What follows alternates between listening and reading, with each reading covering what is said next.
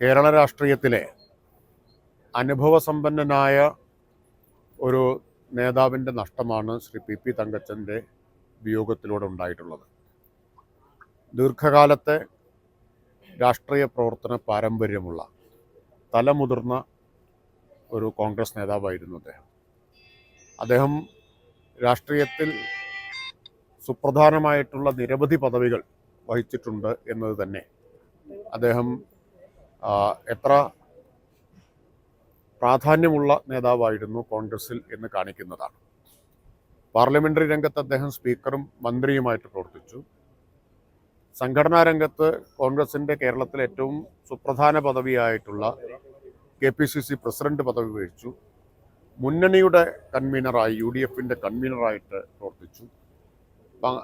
പലതരത്തിലുള്ള നിർണായക ചുമതലകൾ, അതും പലതും നിർണായകമായ സന്ദർഭങ്ങളിൽ വഹിച്ചിട്ടുള്ള ഒരാളാണ് ശ്രീ PP തങ്കച്ചൻ.